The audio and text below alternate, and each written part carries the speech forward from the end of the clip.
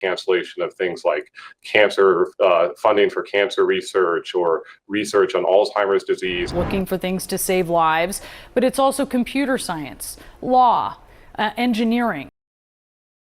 Let's hop into a CNN segment covering Harvard's lawsuit it has now filed against the Trump administration, taking a stand against his dictatorial-like threats. So leave us a like on this video if you can. Take a moment, it really helps us out. And we're going to hop right in and be back with some context and fact checks needed. More than 100 college and university leaders have issued a joint letter condemning the Trump administration's efforts to dictate policies at their private institutions. The letter reads in part, "We speak with one voice against the unprecedented government overreach and political interference now endangering American higher education." Among the people who have signed on is the president of Harvard. The nation's oldest university is at the center of an escalating fight with the White House. And in the latest twist, Harvard is now filing a lawsuit over the freeze of federal funds, which came after the Ivy League school refused to submit to a slew of demands by the Trump administration. The Trump administration also wanted a government-appointed person to audit the views of the student body with rights to ban international students hostile to American values and institutions, where we've already seen the Trump administration deport multiple legal visa student migrants for nothing more than beliefs or associations. Harvard's lawsuit correctly states that Trump could never draw a rational line between anti-Semitism and funding for medical, scientific, or other research, as well as student aid. Thus, it amounts to a constitutional overreach. This makes them the first major institution willing to push back on Trump's attack on free speech that we've seen now in even private institutions. Acute anti-Semitism does not exist on Harvard's campus. To the extent that there might be anti-Semitism, just like any other bigotry that might exist at Harvard, like it would exist anywhere, that's something that Harvard could take steps to redress, but is not something that requires the cancellation of things like cancer funding for cancer research or research on Alzheimer's disease or all the other things that Donald Trump has tried to attack for political purposes.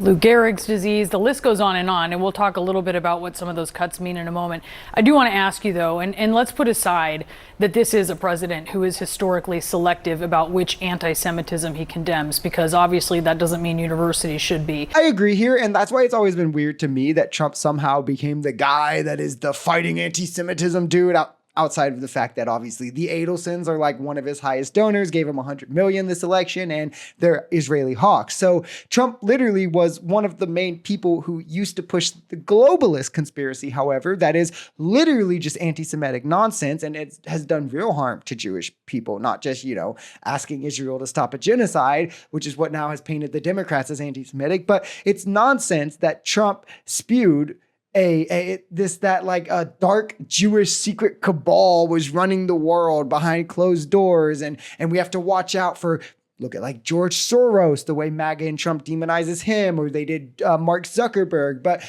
billionaires like Elon Musk and Vivek Ramaswamy are fine.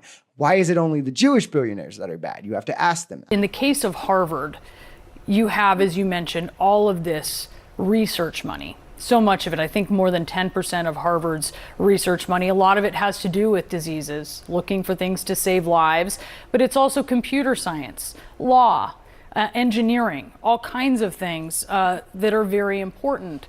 And it's not just Harvard, right? When you look at other universities that don't necessarily have the stature, the endowment, the alumni network, I wonder what you think the effect is as this plays out, which could take years, could go to the Supreme Court.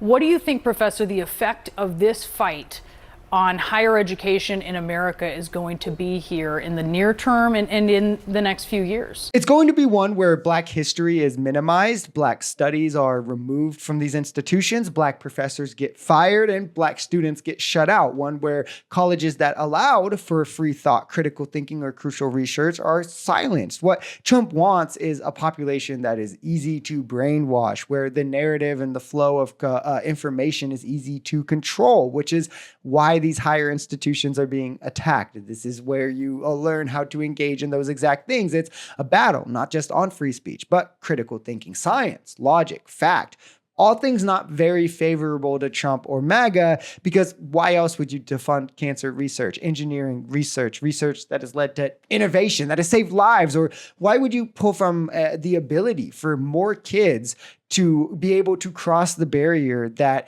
higher education allows them, both social, socioeconomic? I mean, there is no good reasons.